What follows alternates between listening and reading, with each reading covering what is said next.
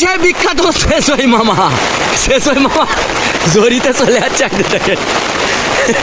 হে শহীদুল, এটাই ওই তো আমাকে নানা একটু বসে আছে ঝড়ির বেটা দেখেন, পাতার বেলা ঝড়ি এলে কি হয়।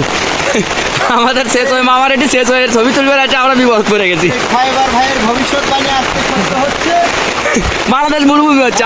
মরুভূমি হয়ে যাচ্ছে।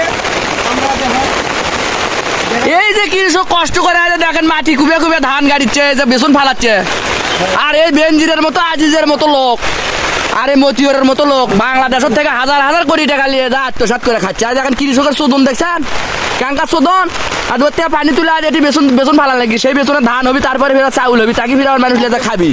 তুই সোজা তাই হ্যাঁ 10 তলা 12 তলা 37 তলা বসে থেকে খালি চাউল হয়ে যায়, কাটালি ভোগ কিনে খাওয়া হয়, কাটালি ভোগ করার পেলা আছে। দেখেন এটা আছি আমরা কুটি, পানি নাই এই পাতারের মধ্যে কোনো পানি নাই, এই এলাকার কোনো পানি নাই, পানি দিচ্ছি আমরা অনেক দূর থেকে, ওই জোলা করে নিয়ে আসে এটি বেসন ফালানো হচ্ছে।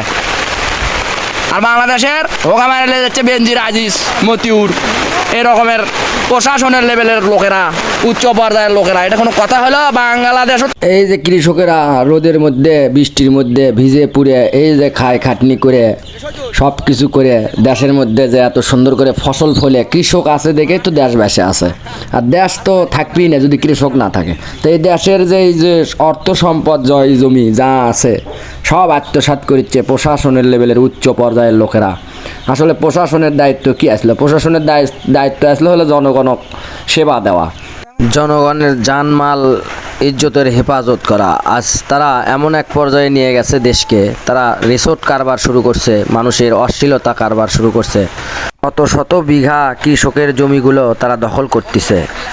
আজ আমরা কৃষকেরা এত কষ্ট করতেছি আর এরা কত শান্তির মধ্যে আছে।